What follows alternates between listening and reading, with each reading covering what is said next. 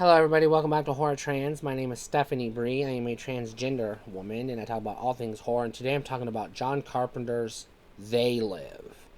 Now, I haven't really talked about John Carpenter much because his movies are hit or miss, to be honest. And so, I want to take them one at a time instead of lump them all together.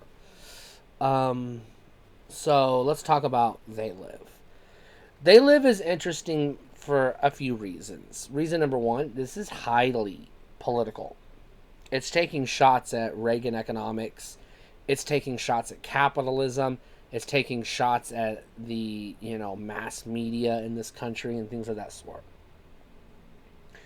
And not passive shots either, or subtle shots like what you get in, like, yeah, Dawn of the Dead is an allegory for consumerism. No, this is in your face. This is the plot of the movie. Unavoidable.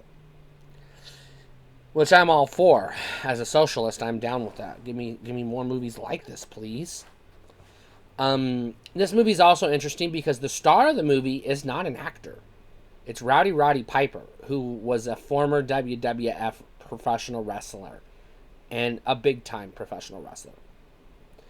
This movie's also interesting because if you grew up in the 80s and 90s and you have played the video game Duke Nukem 3D for Windows 95 CD-ROM, you may be familiar with the line, "I'm here to kick ass and chew bubblegum, and I'm all out of bubblegum."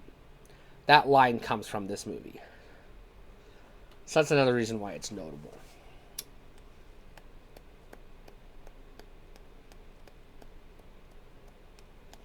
Now, basically, the plot of the movie, and I'm going to oversimplify because I want you to watch it, and I don't want to spoil it. You basically have some homeless people who figure out that there is a hidden message in the television broadcasts. And one of the guys, the main character, Roddy Piper, finds a pair of special sunglasses that when he puts them on, he can see the illusion for what it is. He sees past the illusion and sees reality as it is.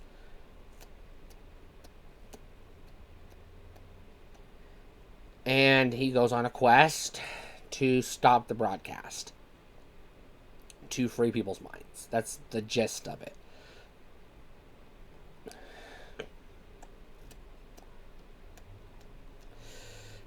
Now, I hesitate to talk about this movie because it's barely a horror movie. This is more of a sci-fi action thriller. It's got a lot of action, it's got a lot of sci-fi, and it does have a lot of thriller.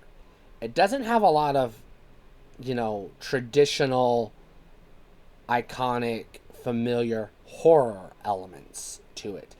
The creatures are kinda sorta reminiscent of zombies, sorta. So you have zombie like imagery, which is about as close to horror as this movie gets.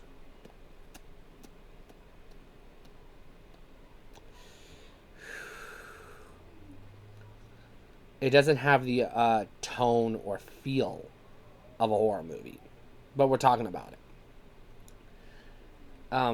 That being said, it is a good movie, and I do highly recommend it. This is a buy for sure.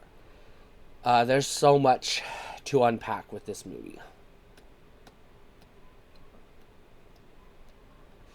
And, you know, if you're like me, unfortunately, society is still living with the after effects of Reaganomics. So, we're still living in Reagan's world. So this movie showed us what was wrong with the world way back in 1980, whatever. And here we are almost 40 goddamn years later.